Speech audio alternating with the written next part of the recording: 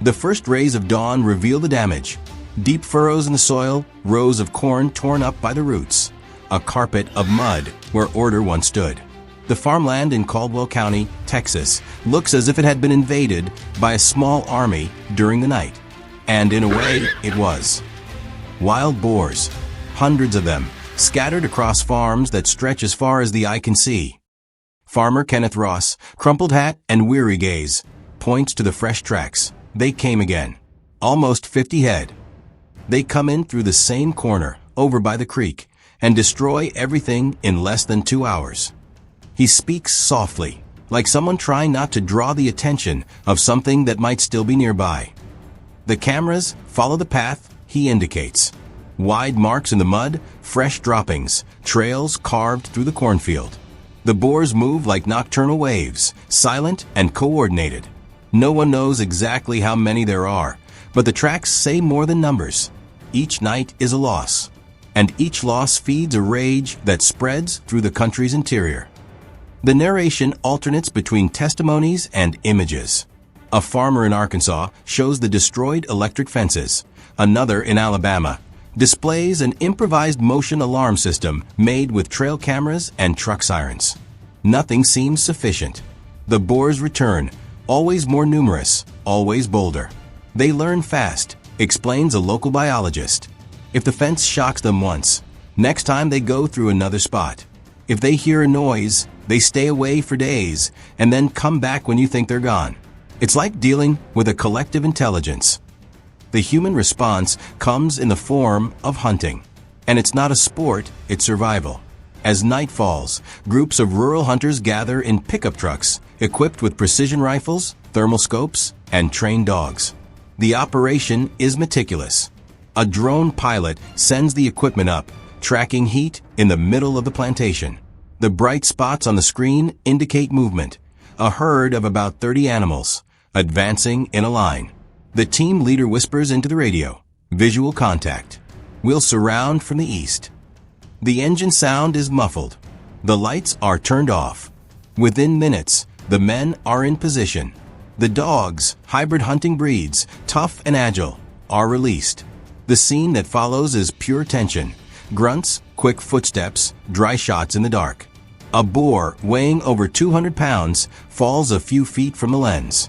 The others retreat, disappearing among the trees. When the dust settles, the silence weighs heavy. The narrator comments, "It's an endless battle, where each human victory is merely an interval before the next assault." In Texas, where the boar density is the highest in the country, hunting has become part of agricultural routine. Some counties authorize aerial culling from helicopters, a scene that seems straight out of a war movie. The helicopter flies low over the fields. The operator with a semi-automatic rifle fires at groups trying to flee through the brush. The sound of the rotors mixes with the dry crack of gunfire. Down below, the animals run in all directions. The narrator observes in an almost scientific neutral tone. The efficiency is high, but the result is temporary. Where 10 fall, 20 are born in the following weeks. Control teams call this impact reduction, not extermination.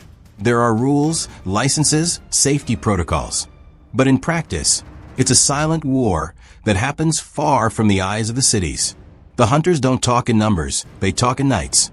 3 quiet nights in a row is luck. On the 4th, they come back. In Oklahoma, the report follows a different technique. A group of farmers built a circular metal trap, controlled by cell phone. When the motion sensor detects the complete herd inside the structure, the gate is remotely triggered. The phone screen shows dozens of boars trapped, snorting and trying to escape. The secret is to wait for the whole group to enter, explains the operator. Otherwise, the ones left outside learn the trick and never come back. Even with so much technology, the feeling is one of helplessness. The narrator comments on the biology of these animals. Fast metabolism, accelerated reproduction, and the ability to adapt to any environment, from the dry desert of New Mexico to the humid forests of Georgia. Some have been seen crossing avenues at night looking for trash, others swimming through canals in Louisiana. They're resilient, almost impossible to eradicate. In the field, stories multiply. A veteran hunter recounts, with the hoarse voice of someone who's lost too many nights. They appear out of nowhere. You think it's over, and the next month, there's twice as many. I've seen herds of 100, 200. The ground shakes when they pass. Another reports the danger. An adult boar can attack when cornered, run at over 25 miles per hour, and seriously wound with its tusks. It's not hunting, it's hand-to-hand combat, he says, wiping dried blood from a blade. In many places, rural communities have created true night patrols. Young and old, side by side, with flashlights and radios on their belts. Some keep watch on porches, others set up camps at the edge of plantations. Children learn early to identify the characteristic sound of an approaching herd, that deep grunt that vibrates in the chest even before being heard. The documentary closes the first chapter with an aerial image at dusk, the sun disappearing over the southern fields, and on the horizon, a dark stain moving like a living shadow. The narrator speaks in a low tone, almost whispering. There is no border between field and beast, only a waiting line. And as long as there are crops, there will be boars returning to the feast. When the sun goes out over the Texas interior, another kind of journey begins, invisible to those who sleep, but very much alive for those watching the field. Hunters call this period the gray hour, the interval between the last ray of light and the first flash of thermal flashlights. It's when the boars come out in herds, following known trails, sniffing corn, roots, and harvest remnants. And it's also when the men and women trying to contain them spring into action. The film crew accompanies a veteran group of hunters in Bastrop, a region of open pastures and dense valleys. 3 pickup trucks park at the top of a hill, headlights off, engines still warm. Down below, a drone silently flies over the field. On the controller screen, white dots in motion indicate body heat. Boars, dozens of them, scattered across a sorghum plantation. The group leader, known as Mac, analyzes the movement pattern. If we wait another 10 minutes, the whole herd will come in. Then we can surround them all at once. His voice is deep, confident, like someone who's repeated that ritual hundreds of times. The equipment they carry resembles a military operation more than a rural hunt. AR-10 rifles with thermal scopes, communication radios, drones with infrared cameras, and even night vision goggles adapted for irregular terrain. Everything is synchronized. The drone pilot indicates position and wind direction. The main hunter positions himself downwind, and the dogs, tied until the last moment, sniff the air with restlessness. The night deceives, the narrator comments. The sound of crickets covers footsteps, but the boars can smell fear from hundreds of yards away. The first shot echoes, and the field's calm breaks.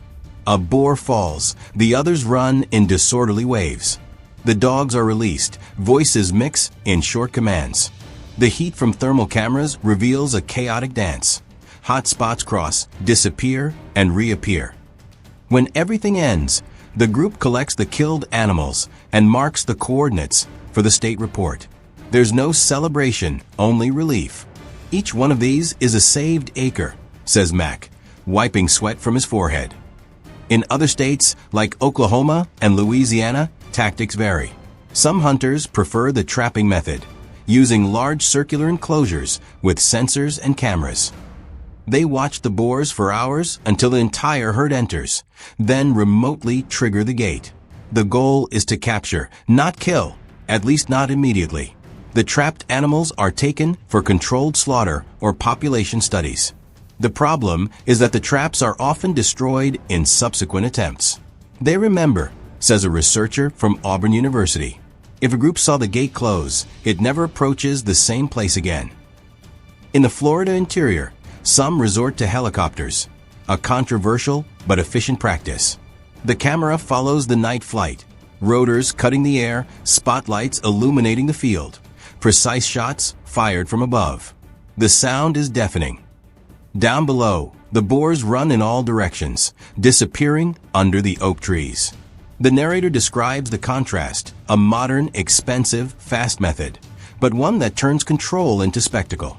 Some scenes show tourists paying to participate in the operations, sold as extreme hunting experiences. It's a growing business, with packages costing thousands of dollars per night. Meanwhile, in small rural communities, hunting continues the traditional way, on foot, with dogs and flashlights. In Arkansas, a farmer named Dale prepares the ground before the full moon. He spreads grain and installs a sensor connected to his cell phone. When the alert vibrates at dawn, he grabs his rifle and calls his 2 sons. "It's like patrolling the backyard," he says. "But instead of thieves, we hunt animals that destroy what we plant." In Dale's face, there's a mixture of fatigue and respect. He doesn't like killing, but he knows that without it, no harvest survives. The documentary inserts accounts from other hunters. A man from Kansas who lost half his cattle to attacks. A woman from Georgia who learned to shoot after boars invaded the orchard. The voices repeat in different accents, but with the same feeling. It's not about pleasure, but defense. Still, the line between necessity and violence is thin. Some people turn this into a trophy, admits a forest ranger. And then, what was control becomes a show. Authorities try to balance. In some counties, there are bounty programs, $50 for each boar killed. In others, night hunting is prohibited without registration. Bureaucracy, however, doesn't keep pace with how fast the population grows. It's estimated that, in certain regions, the boar number doubles every 4 years. A hunter comments with bitter irony, "We kill 10 and 20 are born. It's like mopping ice." The narration then turns to the ethical dilemma.